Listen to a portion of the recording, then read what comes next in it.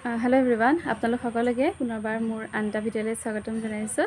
আৰু আজি একদম টিকলি আৰু মই দুইজনী একেলগে বহিছোঁ এটা বিশেষ ভিডিঅ' আজি কৰোঁ বুলি আপোনালোকলৈ আগবঢ়াওঁ বুলি ভাবিছোঁ। আচলতে আমাৰ ছোৱালীজনী মানে জন্ম হোৱা এতিয়া 4 মাহেই হ'ল। আৰু তাই জন্ম হোৱাৰ মানে আগৰ যি 9 মাহ সময়, মানে গৰ্ভধাৰণৰ যি 9 মাহ সময়, সেই 9 মাহ সময় আচলতে মই একেবাৰে ভিডিঅ' কৰা নাছিলোঁ। ছাগলী মাতি আছে, মানে আমাৰ পোৱালি দুটা হ'ল দেই, একদম চিৰিয়াছ, ইগন'ৰ কৰিব।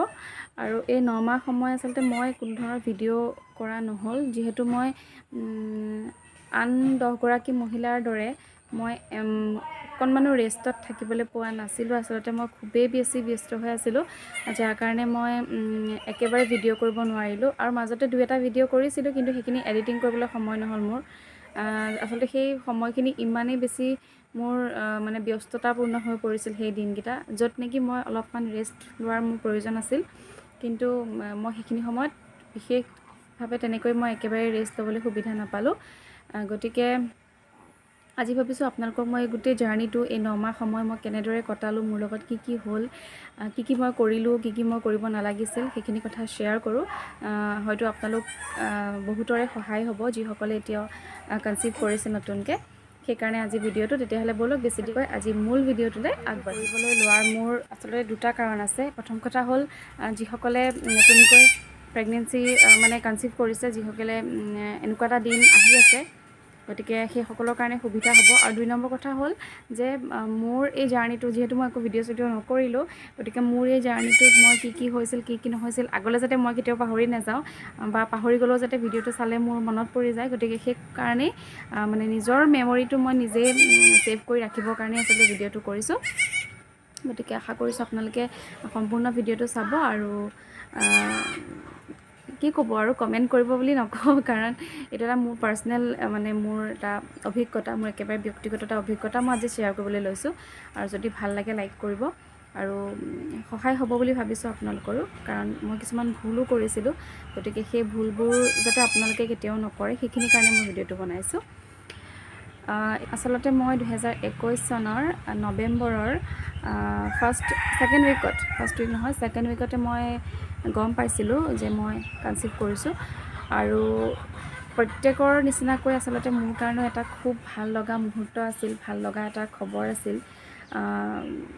সেইটো মানে এনেকুৱা এটা সুখ, মানে সেইটো যিটো একো কথাৰে বা ভাষাৰে বা কিবা শব্দৰে প্ৰকাশ কৰিব নোৱাৰি। গতিকে তেনেকুৱা এটা অভিজ্ঞতা মোৰ হৈছিল, আৰু মোৰো খুব ভাল লাগিছিল যেতিয়া আমি গম পাইছিলোঁ। আৰু যেতিয়া মই খবৰটো পাইছিলোঁ, মানে মই নিজে যেতিয়া গম পাইছিলোঁ, তাৰ অলপ দিন আগৰ পৰাই মই এটা বিশেষ কামত ব্যস্ত হৈ আছিলোঁ। সেইটো হৈছে কি যে সেইটো সময়ত যিহেতু ৰাস হয়, গতিকে মই ৰাসত গীত গোৱাৰ কাৰণে আমাৰ ওচৰতে যিখন ৰাস হয়, তাতে মই কথা দিছিলোঁ যে মই গীত, মানে ৰাসৰ গীতখিনি গাম বুলি। গতিকে মই প্ৰেক্টিছ কৰি আছিলোঁ। মই স্কুলৰ পৰা যোৱাৰ পিছত, যিহেতু মই এগৰাকী শিক্ষয়িত্ৰী হয়, মই স্কুলত কৰোঁ, গতিকে স্কুলৰ পৰা যোৱাৰ পাছত মই আকৌ ৰাসলৈ আহিবলগীয়া হৈছিল। ৰাতি 12টা 1টা, কোনো হিচাপ নাই, মানে কোনো সময়ৰ কোনো মানে সময় নাই, আৰু যেতিয়া তেতিয়া মই ঘৰ সোমাবলগীয়া হৈছিল। গতিকে এনেকুৱা ধৰণৰ কিছুমান পৰিস্থিতি পাৰ হৈ গৈছিল। সেইখিনি সময়ত তেনেকৈ মই স্কুলৰ পৰা গৈ আকৌ ঘৰলৈ গৈ, তাৰপৰা মই টিউশ্যন কৰিছিলোঁ আবেলি সময়ত। মানে কি আৰু 2:30 বজাত স্কুল ছুটি হয়, মই 3টা 3:30 এনেকুৱা বজাত ঘৰ পাওঁ। আকৌ মই ভাত পানী খাই লগালগ টিউশ্যন কৰোঁ। টিউশ্যন কৰি উঠি মই 4:30 5টামান বজালৈকে টিউশ্যন কৰোঁ। তাৰপিছত মই 5টামান 5:30মান বজাত মই ৰাসলৈ আহোঁ। আৰু ৰাসৰ পৰা মই কেতিয়াবা হয়তো 10টাত যাওঁ, কেতিয়াবা 11টা 12টা, এনে পিছলৈ 1টা 2টাও বাজিছিলে গৈ ৰাসত। গতিকে একদম খুব বিজি এটা সময় আছিল সেইখিনি মোৰ কাৰণে। আৰু তাৰপিছত যেতিয়া মই গম পাইছিলোঁ মই কনচিভ কৰাৰ কথা, তাৰপিছত এতিয়া মই ৰাসখন কেঞ্চেলো কৰি দিব নোৱাৰোঁ। কিন্তু তাৰ আগলৈকে মই ইমানখিনি সাৱধানতা লোৱা নাছিলোঁ, যিহেতু মই গম পোৱা নাছিলোঁ। তাৰপিছত যেতিয়া গম পালোঁ, তাৰপিছত মই অকণমান কেয়াৰফুল হ'লোঁ। আৰু যিহেতু মই বাইক জাৰ্ণি কৰি আছিলোঁ, গতিকে মই বাইকতে স্কুললৈ গৈছিলোঁ। স্কুলৰ পৰা গৈ আকৌ ঘৰলৈ গৈ আকৌ ৰাসলৈ মই বাইকতে আহিছিলোঁ। অৱশ্যে মিষ্টাৰে খুব ধুনীয়াকৈ, খুব মানে আমাৰ যিহেতু ৰাস্তা পদূলি একেবাৰে বেয়া, গতিকে তেওঁ খুব মানে ধুনীয়াকৈ লাহে লাহে তেওঁ মোক লৈ আহিছিল। আৰু স্কুললৈও তেনেকৈয়ে নিছিল, মানে স্কুললৈ যাবলৈ প্ৰায় আমাৰ 1.5 ঘণ্টা সময় লাগিছিল। তাৰ পৰা ৰাসলৈও তেনেকৈ আহিছিলোঁ, কিন্তু সময়টো মানে খেলি মেলি আছিল আৰু ৰাতি কেইটা বাজিছিল কি নহৈছিল মানে ঠিক নাই আৰু 2টাও বাজিছিল, কেতিয়াবা বৰা খৰা দিনতো 2টা বাজি গৈছিল। গতিকে তেনেকৈ মোৰ আৰম্ভ হ'ল। তাৰপিছত মই যেতিয়া গম পোৱাৰ পাছত মই এসপ্তাহৰ পাছতেই মই ডক্টৰৰ ওচৰত গৈছিলোঁ, আৰু মই গোলাঘাটৰ এজন খুব ভাল ডক্টৰ NK জৈন, তেখেতৰ ওচৰতে মই ট্ৰিটমেণ্ট লৈছিলোঁ। আৰু প্ৰথম তেওঁৰ ওচৰলৈ যোৱাৰ পিছত তেওঁক মই কৈছিলোঁ যে মই এগৰাকী মই টিচাৰ হয়, গতিকে মই স্কুললৈ গৈ থাকিব লাগে, আৰু আমাৰ ঘৰৰ ফালে যোৱা ৰাস্তা পদূলিও খুবেই বেয়া, বহুত বেয়া ৰাস্তা। গতিকে তেওঁ তাৰ কাৰণে মোক এটা প্ৰটেকশ্যনৰ টেবলেট দিছিলে, যিটো খাই মই ৰেগুলাৰ খাই আছিলোঁ, এদিনো মিছ কৰা নাছিলোঁ টেবলেটটো। গতিকে তেওঁ মোক আশ্বাস দিছিল যে একো অসুবিধা নহয়, আপুনি বাইকতে অহা যোৱা কৰিব পাৰিব। আৰু সেইটো সময়ত ওচৰৰ পাজৰৰ বহুত মানুহে মানে মোক মানাও কৰিছিল বাইকত উঠিবৰ কাৰণে, বা বাইক মানে কি আৰু এনেই সাধাৰণতে গম পালেতো বাইকত উঠাটো একেবাৰে বেয়া কথাই, কিন্তু মোৰ উপায় নাছিল। মই যিহেতু স্কুলখন কৰিবই লাগিব, কাৰণ আগতীয়াকৈ যদি মই ছুটি লৈ লওঁ তেতিয়াহ'লে মই এতিয়া ছুটিটো নাপালোহেঁতেন। মই এতিয়া যিটো ছুটিত আছোঁ 6 মাহ, সেই ছুটিটো মোৰ অকণ অসুবিধা হৈ গ'লহেঁতেন। সেইটো কাৰণে মই আগতীয়াকৈ ছুটিটো লোৱা নাছিলোঁ।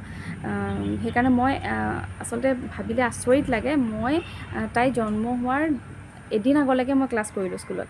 মানে তাই 2 তাৰিখে জন্ম হৈছে, মই 30 তাৰিখলৈকে ক্লাছ কৰিছোঁ স্কুলত। গতিকে এনেকুৱা ধৰণৰে আছিলে মোৰ সময়খিনি।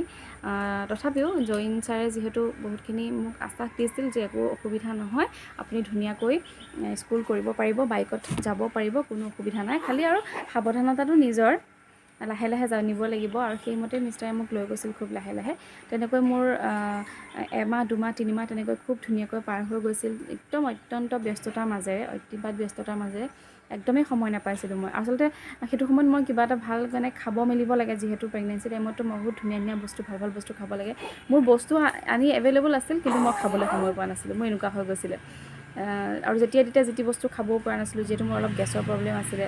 ফল মূলো মই বৰ বিশেষ খাব পৰা নাছিলোঁ, ড্ৰাই ফ্ৰুটছ খাইছিলোঁ বাৰু, কিন্তু এনেকুৱা ধৰক মানে আপেল কমলা এইবোৰ, তেতিয়া কমলাটো নাছিলে বাৰু, আপেল আছিলে, ডালিম খাইছিলোঁ, যিহেতু মোৰ হিমগ্ল'বিনটো বহুত বেছি কম আছিলে, বহুতেই বেছি কম আছিলে মানে হিমগ্ল'বিন মোৰ। কাৰণ 3 মাহলৈকে মই আইৰণ টেবলেটো খোৱা নাছিলোঁ। আইৰণটো যিহেতু 3 মাহৰ পাছৰ পৰাহে খাবলৈ দিয়ে। গতিকে সেই সময়ত 3 মাহ মানে মোৰ খোৱা বোৱা একদম ইৰেগুলাৰ আছিল, যিটো মই কৰিব নালাগিছিল, যিটো মোৰ ভুল।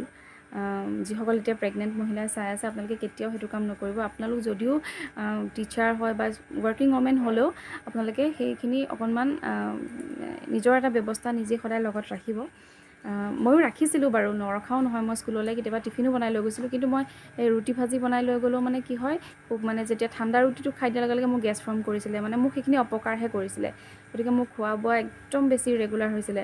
আৰু প্ৰথম 2 মাহমান মই ধুনীয়াকৈ চব বস্তু খাব পাৰিছিলোঁ, কিন্তু 3 নম্বৰ আৰু 4 নম্বৰ মাহত মই মাছটো একেবাৰে খাব পৰা নাছিলোঁ, মাছৰ গোন্ধই ল'ব পৰা নাছিলোঁ। বাকী মই মাংস খাব পাৰিছিলোঁ, নহৰু খুব খাইছিলোঁ। এতিয়া বহুতে নহৰু খাব নোৱাৰে বুলি কয়, নহৰু গোন্ধ ল'ব নোৱাৰে বুলি কয়, বা পিঁয়াজ নহৰু, কিন্তু মই সেইটো নহয়, মই নহৰু মানে একদম পূৰা খাব পাৰিছিলোঁ। আৰু তেনেকৈ 3-4 মাহত মই মাছটোহে অকল খাব পৰা নাছিলোঁ, বাকী মই সকলো বস্তুৱেই খাই আছিলোঁ। তাৰপিছত যেতিয়া মোৰ 5 মাহ সোমাইছিলে, আৰু সেই 4 মাহ মোৰ তেনেকৈয়ে চলি আছিলে, ৰাসলৈ আহোঁ, প্ৰেক্টিছ কৰোঁ, স্কুল যাওঁ, টিউশ্যন কৰোঁ, একদম খুব বেছি ব্যস্ততাপূৰ্ণ এটা মানে সেইখিনি সময় মোৰ চলি আছিলে।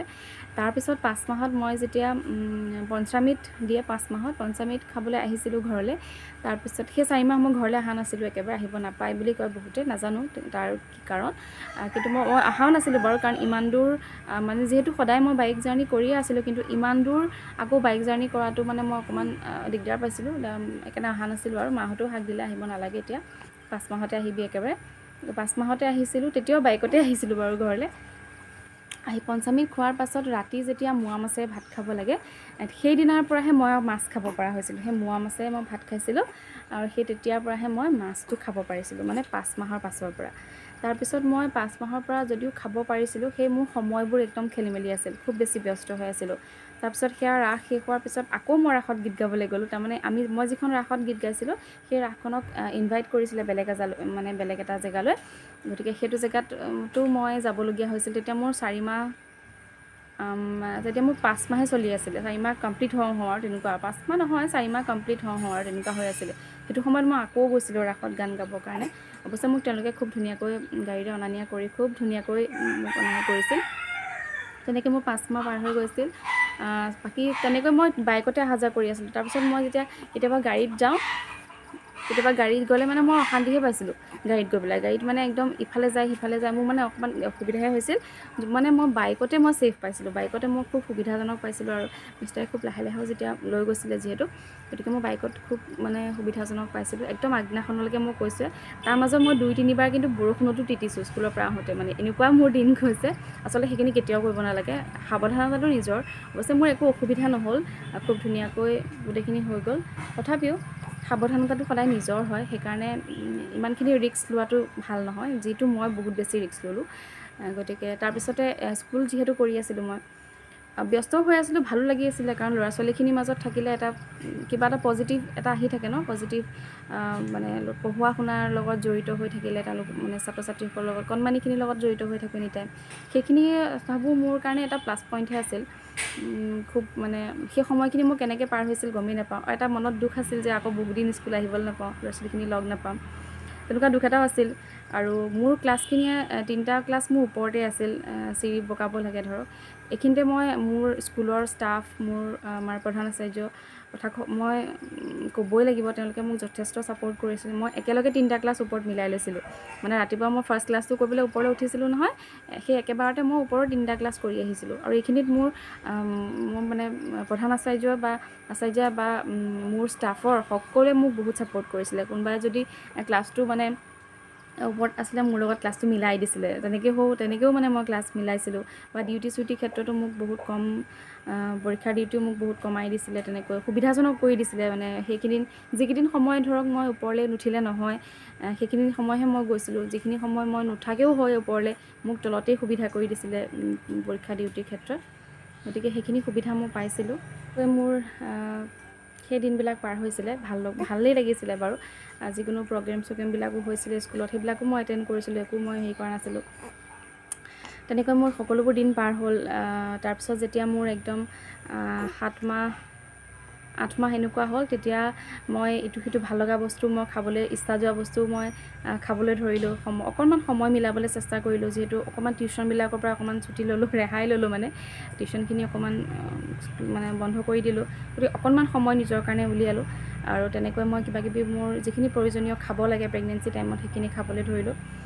আৰু প্ৰতি মাহে মই ডক্টৰৰ তাত গৈ আছিলোঁ।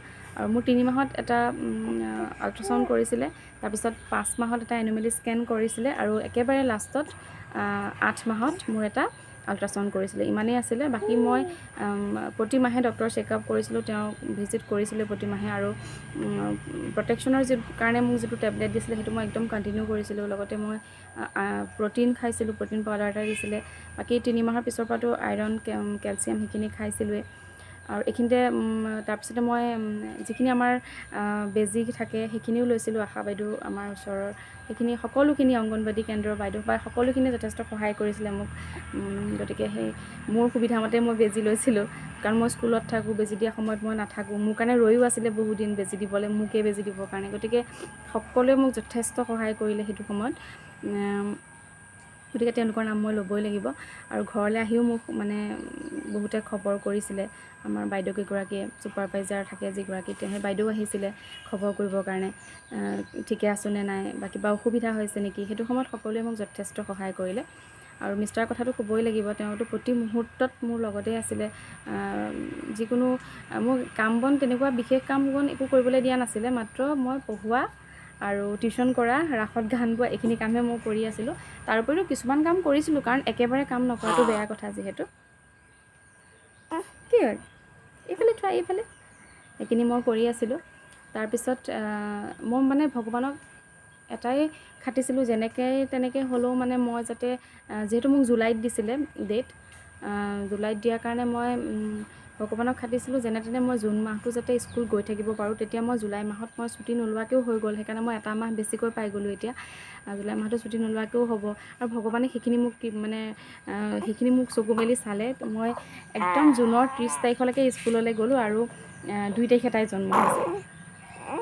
কি হয়, আৰু ইমানখিনি ভগৱানে মোক সহায় কৰিলে। গতিকে মই ভগৱানৰ ওচৰতো একদম মানে কি ক'ম আৰু, একদম প্ৰণাম জনাইছোঁ। মানে যেনেকৈ ভাবিলোঁ তেনেকৈ হ'বতে জুনৰ 30 তাৰিখ আছিলে মোৰ যিটো লাষ্ট মানে ডে স্কুলৰ 30 তাৰিখে মই সেইদিনা কি আছিলে আমাৰ স্কুলত এটা খানা আছিলে কোনোবাই কিবা এটা কাৰণে খুৱাইছিলে গতিকে মই সেইদিনা খানাও খাইছিলোঁ স্কুলত খানা খোৱাৰ পাছত 1 তাৰিখে জুলাইৰ 1 তাৰিখে আমি মানে মই আৰু মিষ্টাৰ আমি মানে এখন গাড়ী ঠিক কৰিলোঁ আৰু আমি মানে ঘৰলৈ আহিছোঁ সেইদিনা ইয়ালৈ দেৰগাঁৱলৈ আহিম বুলি মানে আমি প্লেনিং কৰিছোঁ গোটেই বস্তু বাহানি আমি সামৰি সুতৰি একেবাৰে দেৰগাঁৱলৈ আহিম আৰু আমি 5 তাৰিখ মানে নাৰ্ছিং হোমলৈ গৈ আমি এডমিট হ'ম আৰু 6 তাৰিখ মানে আমি চি ছেকশ্যন কৰাম এনেকৈ ভাবি আছিলোঁ কিন্তু আচলতে এইবিলাক ক্ষেত্ৰত কোনো ক'ব নোৱাৰে ন ভবা কথা নহয় কিন্তু গতিকে কি হ'ল 1 তাৰিখে তাৰ পৰা ওলাই আহিলোঁ ঘৰৰ পৰা 2টামান বজাত ওলাই আহিছোঁ 1 তাৰিখেও আমাৰ স্কুলত এটা খানা আছিলে গতিকে মই সেই খানাটো খাবলৈ বুলি নহয় আচলতে সোমালোঁ তাৰপৰা খাই দিলোঁ আৰু খানাটো খাবলৈ বুলিয়ে ক'ব পাৰিব আচলতে সেইটো মোৰ এটা ডাঙৰ ভুল হৈ গ'ল মানে মই সেই সময়ত মানে 2-3টামান বজাত মই সেইটো খানা কেতিয়াও খাব নালাগিছিলে সেইদিনা মই তাতে হাঁহৰ মাংস খাই দিলোঁ হাঁহৰ মাংস খোৱাৰ পাছত মই যেতিয়া ঘৰলৈ বুলি আহিছোঁ মিষ্টাৰে বাইক লৈ আহিছিলে কাৰণ ইয়াত যিহেতু বাইকখন লাগিব ইফালে সিফালে যাবৰ কাৰণে মইহে গাড়ীখনত আহিছিলোঁ দাদাজনৰ লগত আহি মই যেতিয়া গোলাঘাট মানে যেতিয়া খানা খাই বৈ আমি ওলাইছিলোঁ স্কুলৰ পৰা বাইদেউৰ ঘৰৰ পৰা তেতিয়া মানে মোৰ এনেকুৱা এটা অকণমান গাটো মোৰ বেয়া লাগিছিলে এনেকুৱা এটা ফিল হৈছিলে মোৰ কিবা এটা দুৰ্বল মানে কিবা বেলেগ ধৰণৰ এটা ফিলিং সেইটো মই এতিয়া বুজাব নোৱাৰোঁ তেনেকুৱা হৈছিলে তাৰপাছত যেতিয়া মই গোলাঘাট পালোঁহি গোলাঘাট পোৱাৰ লগে লগে মোৰ এনেকুৱা এটা ঘটনা হৈ গ'ল যিটো মানে মই কেতিয়াও আগতে মানে শুনাও নাই দেখাও নাই ঠিক এইফালে চোৱা এইফালে যিটো মানে পানী ভাগা বুলি কয় সেইটো মোৰ হৈ গ'ল হোৱাৰ লগে লগে মই আৰু মোৰ কিন্তু ভগৱানে ইমানেই মোৰ কৃপা কৰিলে যে একদম জৈন ছাৰৰ চেম্বাৰৰ সন্মুখতে মোৰ সেই ঘটনাটো হ'ল মই আচলতে জৈন ছাৰৰ তাত সোমাম বুলি ভাবিয়ে আহিছিলোঁ কাৰণ মোৰ ভৰিবিলাক খুব ফুলি গৈছিলে সেইটো কাৰণে মই ভাবিছিলোঁ যে ছাৰৰ তাত সোমাই পেলাই আমি ঘৰলৈ যামগৈ গতিকে ছাৰৰ তাত সোমোৱাৰ মানে ছাৰৰ চেম্বাৰৰ সন্মুখতে মোৰ সেই ঘটনাটো হ'ল তাৰপিছত লগালগ মই ইমাৰ্জেঞ্চিত মই ছাৰৰ তাত সোমালোঁ সোমোৱাৰ পাছত তেতিয়া ছাৰেতো একদম লগালগ ক'লে যে আপোনালোক এতিয়া ঘৰলৈ যাব নোৱাৰে কোনো কাৰণত আপোনালোকে এতিয়া ভৰ্তি হ'ব লাগিব আজি আপোনাক মানে অপাৰেশ্যন কৰিব লাগিব আৰু লগালগ মানে মোৰ প্ৰেছাৰ মানে একদম বহুত বেছি হাই হৈ গ'ল মানে বহুত বেছি ভয় খালোঁ আমি দুটাই আছিলোঁ যিহেতু আমাৰ লগত তেতিয়া কোনো নাছিলে পাছতে সকলোখিনি আহিছে তাৰপৰা লগালগ মানে ঘৰলৈ ফোন কৰিছোঁ যে আমি ঘৰলৈ যাবগৈ নোৱাৰোঁ আৰু মাহঁতক ফোন কৰিছোঁ মাহঁতে ইয়ালৈ আহিব লাগিব এনেকৈ দাদাহঁতক ফোন কৰিছোঁ লগালগ আমি গোলাঘাট নাৰ্ছিং হোমতে এডমিট হ'ম বুলি ক'লোঁ ছাৰক